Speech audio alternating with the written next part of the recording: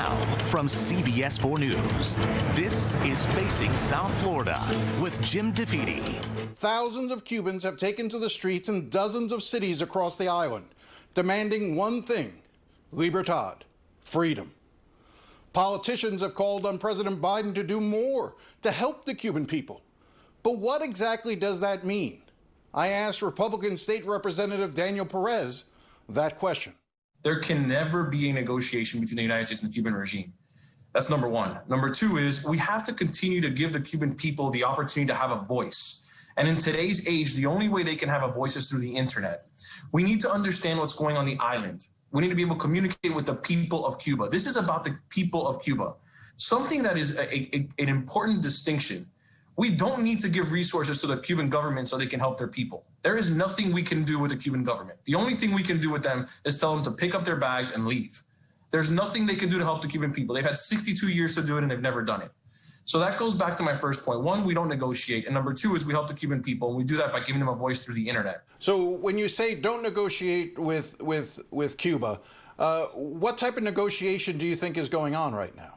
Well, there's an expectation that the Cuban government will eventually say that they will provide certain benefits to the Cuban people if we are able to provide certain services to the Cuban government. If we're able to send them vaccines, that they'll go to the Cuban people and that it'll go to the townsmanship. And that's just not something that we are willing to do. There's no resources that we can give to the Cuban government for them to help the people. They've had 62 years to help the people, and they've obviously shown they're not willing to do so. So I want to make sure that if there is any help that the Cuban people are asking for, that it goes to the Cuban people. And the only help they're asking for right now is a voice. They want a voice so that they can continue to claim liberty. If you look at the videos, there's tens of videos, probably hundreds of videos at this point.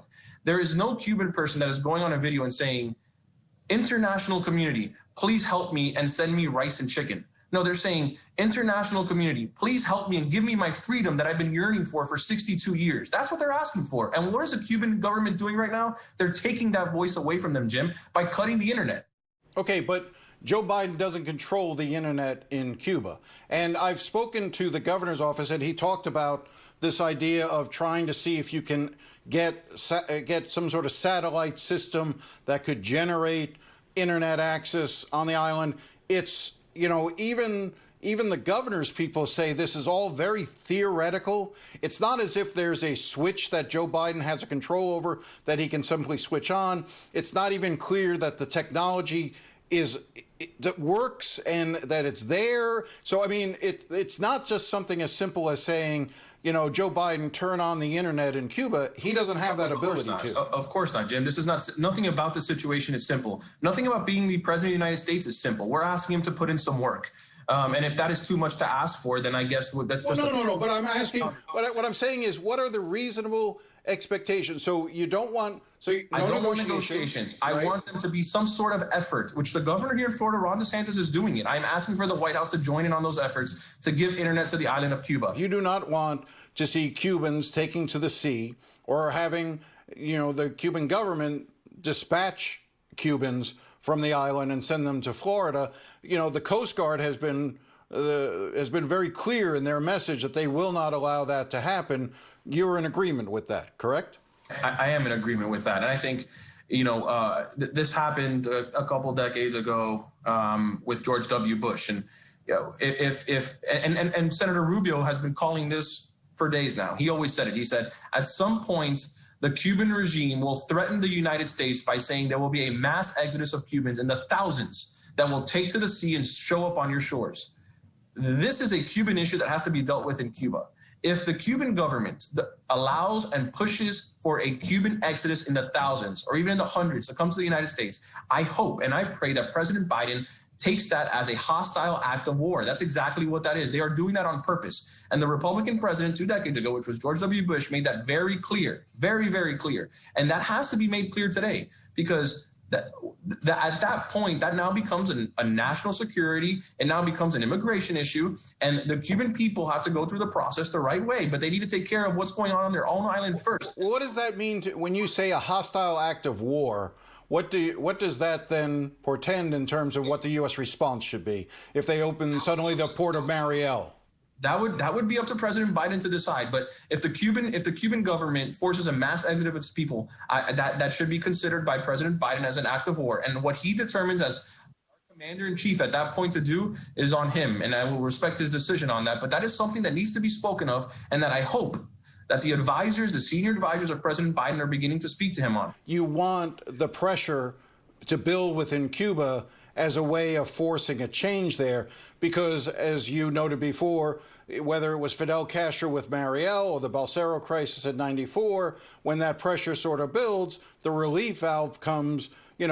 Cuban government opens up a port, allows people to start leaving. Those who are most angry, those who are most upset with the island, those who have an ability to get off, leave. And then those that remain can be more easily controlled. That's what I'm trying to get at, is you want essentially for that blockade to remain, not just of resources, but of the people as well, to force them to deal with it. Because one of the things that always strikes me is the issue of Cuba has to be addressed by the Cuban people. Would you agree with that?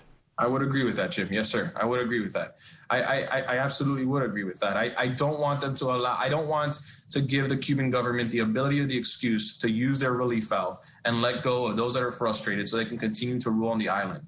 I want there to be more pressure. I want it to be a pressure cooker. I want the Cuban government to feel that pressure from their people. If we were to allow a mass exodus, that pressure would subside. That is reality. The protests on the Palmetto last week left many people wondering what happened to Governor Ron DeSantis' much ballyhooed bill to prevent these types of protests from taking place.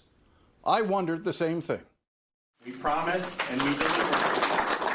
In April, Governor Ron DeSantis signed into law House Bill 1, officially titled Combating Public Disorder. And it is the strongest anti-rioting, pro-law enforcement piece of legislation in the country.